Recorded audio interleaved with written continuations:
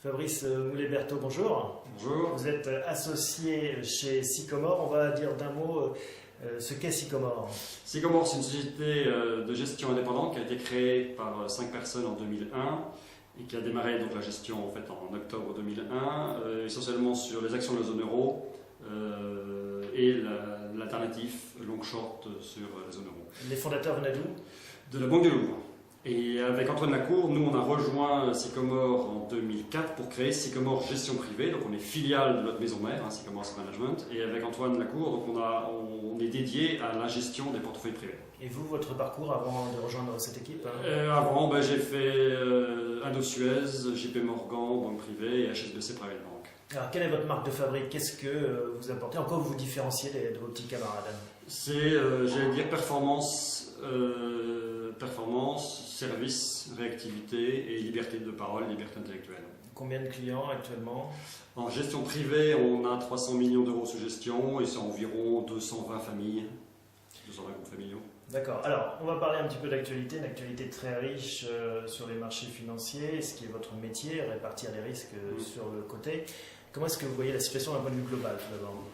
Aujourd'hui, on est un tournant clairement sur les marchés financiers. On vient, après 4 ans et demi de cycle haussier sur des actions extrêmement forts, et les turbulences en fait, qu'on a connues cet été, je pense, ne sont que le début d'un nouveau cycle qu'on ouvre, un nouveau cycle beaucoup plus volatile, beaucoup plus erratique. Est-ce qu'on est dans un cycle baissier, un bear? Pas forcément, non, pas forcément bear market, parce qu'il y a la croissance dans le monde et que les valorisations des sociétés, des actions ne sont pas excessives. Justement, c'est ça le piège, c'est que ce n'est probablement pas un bear market qui est devant nous, c'est probablement plus une purge qu'un bear market. Donc horizontal, hein?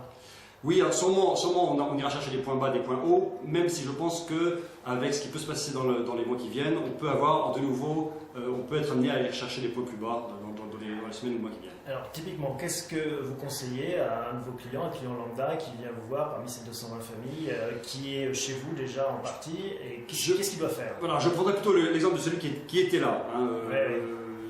Qui est là depuis 1 an, 2 ans, 3 ans. Pour ce client-là, ce qu'on a fait, c'est qu'on a commencé à sortir en fait, du marché action début juillet. Jamais assez, mais on a quand même commencé à sortir.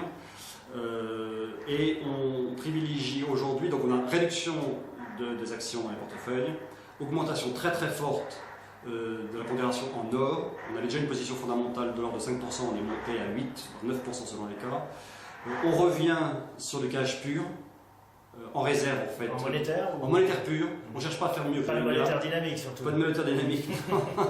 Malheureusement, parce que c'était une bonne classe d'actifs, mais malheureusement il y a eu des excès que vous connaissez. Donc vraiment uniquement une réserve de cash pour des opportunités. Il y aura des opportunités dans les mois qui viennent sur les actions qu'on pourra racheter moins cher et sur certaines obligations. C'est pas encore le cas. Les actions, il n'y a pas d'affaires à faire en ce moment? C'est encore un peu tôt. Le marché est extrêmement nerveux. À la moindre sortie de résultats, le marché remonte, le marché baisse, c'est trop nerveux, c'est pas assez calme. Même s'il n'y a pas d'excès de valorisation sur les actions, il y a quand même de gros dangers en ce moment. Le dollar est extrêmement faible et peut véritablement dévisser. Il y a le marché du crédit monétaire et obligataire qui est complètement bloqué. Et les baisses de taux de la Fédérale Réserve n'y changent rien. Donc on ne va pas sur l'obligataire? Trop tôt pour aller sur l'obligataire. Donc actuellement, son portefeuille c'est quoi? 8% d'or, combien d'actions? Je pense qu'on descend, je parle pour un portefeuille agressif, on descend à 30-35% d'actions seulement. On prend de l'or, on prend du cash pur, on prend des stratégies alternatives extrêmement simples, extrêmement lisibles, du type long short, très simple, tout le monde peut comprendre ce que c'est. Du cash pur, on l'a dit, éventuellement peut-être une petite protection qu'on peut ajuster. Là c'est du tactique, c'est la protection, on garde la position en action, mais on joue sur la protection à la baisse. Et on peut peut-être tenter un fonds de volatilité, un fonds qui gère la volatilité, qui est une sorte de couverture, mais un peu plus originale, et qui a pour but de faire du trading de volatilité. C'est quoi? C'est des hedge funds, ça? C'est de l'alternative? Oui, c'est de l'alternative, mais il y a des gens dans le marché qui font ça, qui sont très doués, qui font ça depuis longtemps. Un nom ou deux? Il y a pour le fonds de la BNP, le Vol Edge est un fonds très intéressant là-dessus. Petite dose, parce que c'est volatile, ce fonds de volatilité est volatile, mais ça peut être intéressant. Un autre conseil? Le conseil, c'est pas de panique, mais il faut savoir, dans un investisseur, il faut savoir sortir du marché, faire le gros dos, se mettre en cash et revenir quand on pense que les affaires sont stabilisées. Et alors, dernière question, quel est le signal que vous surveillez de près? Quelle est l'hirondelle que vous guettez? Il